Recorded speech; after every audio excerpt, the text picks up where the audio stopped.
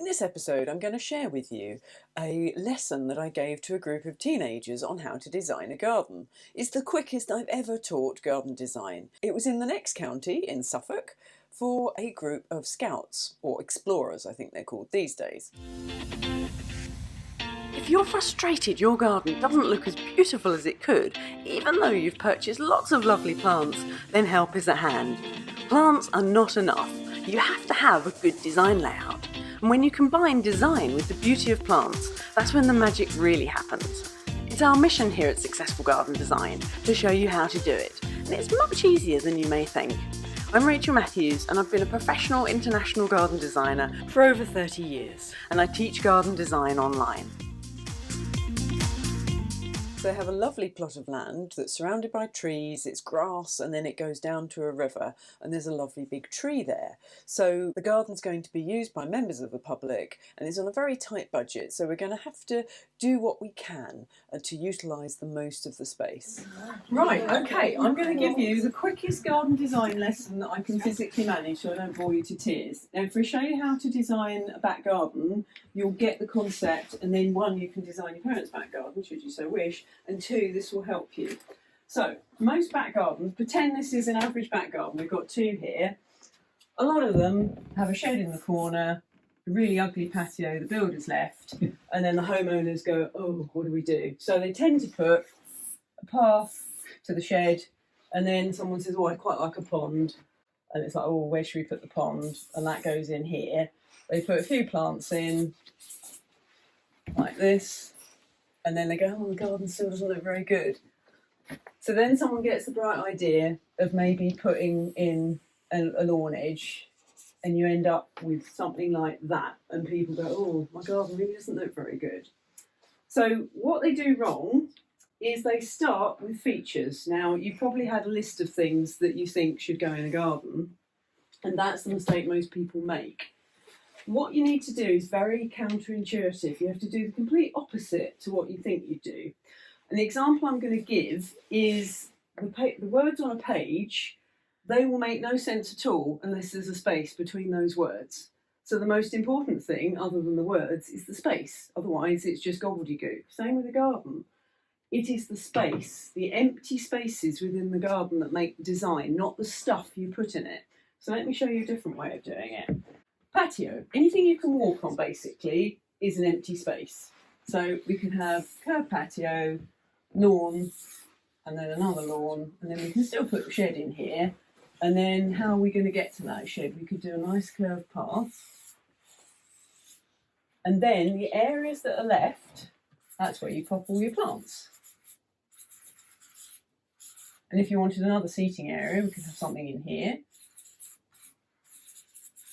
So I know I'm scribbling, but hopefully you can see the difference between scribble 1 and scribble 2. I've designed what's going to be empty, patio, lawn, and then the path to get to the shed. I haven't got bogged down with, oh, I'm going to have this, I'm going to have that. So do you get what I'm trying to say? That you think about the space, and then whatever area is left, that's where you put your stuff. So like with the examples, you've got a fire pit on one of this, that's the first thing that went in, whereas really you've got to look at how you're going to use that space.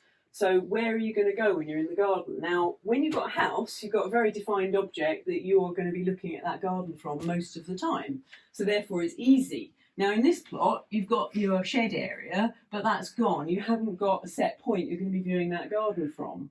But what's going to be the most important thing when they enter that garden? Where are people going to want to go to? What's the most important thing?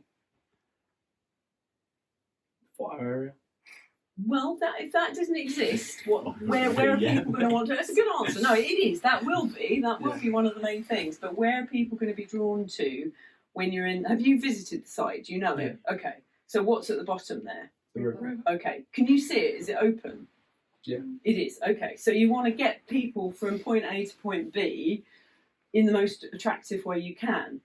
The other thing that you need to take into account, and definitely here, is not just the empty space. You've got to do what the garden needs you to do, or the space needs you to do. So, for example, if you've got a garden that's very long and very narrow, and you've got one that way, the last thing you'd want to do is put a path right down the middle, because that accentuates the length. So if you imagine someone, say, someone incredibly tall and skinny, the last thing you'd want them to, I'm just checking. Well, no, it's more for the second example. I was checking. If someone's very tall and skinny, the last thing you'd want to do is put them in pinstripes, because that would accentuate how tall and skinny they are.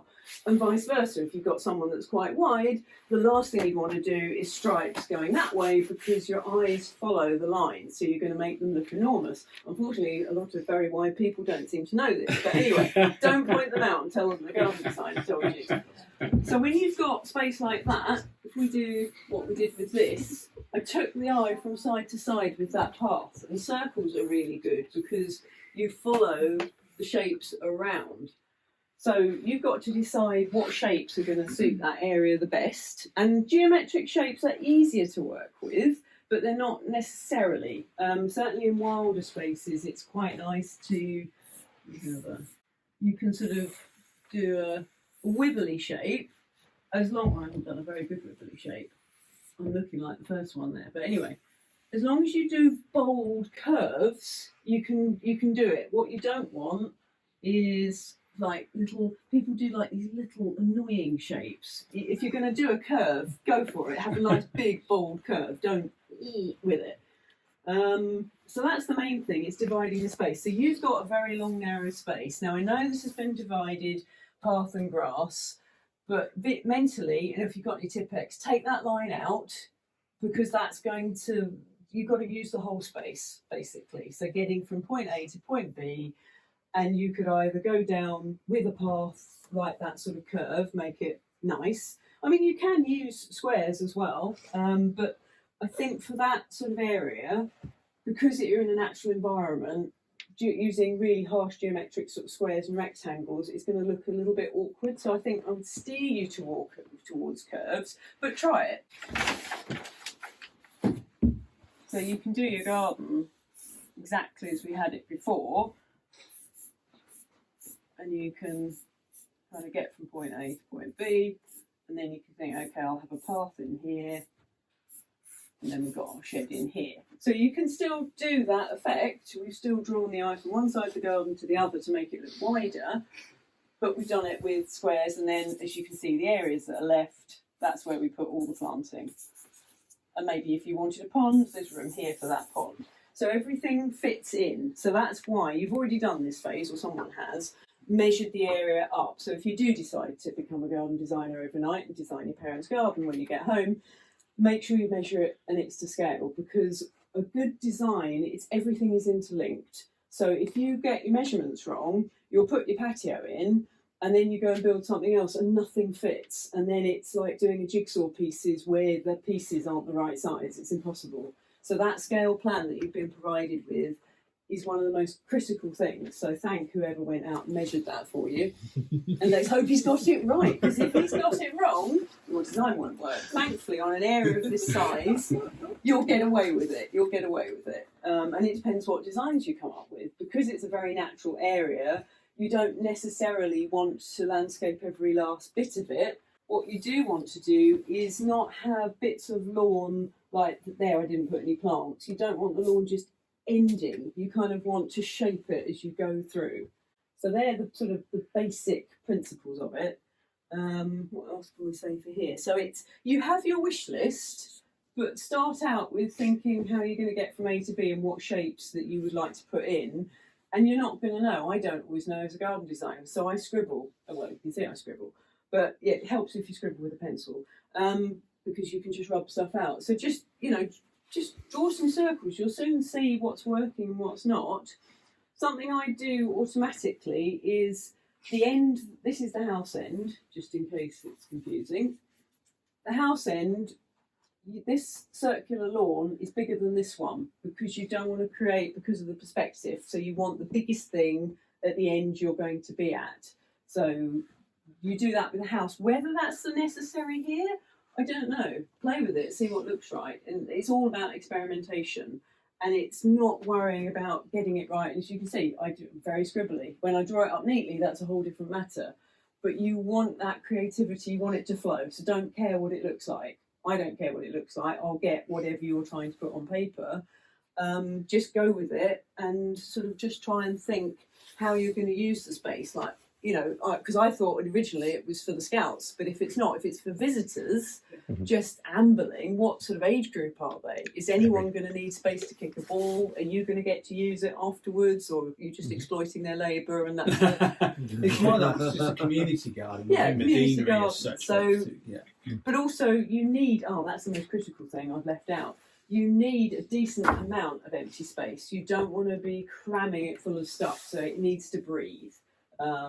But that is something in your garden. I do 2/3, no, probably 3/4 empty space to 1/4 filled with stuff. Now you can manipulate that a bit depending on your needs, and certainly don't be afraid of having big areas of space because you're outside in nature. So, you know, I think they do need a bit more direction on how the garden is going to be used.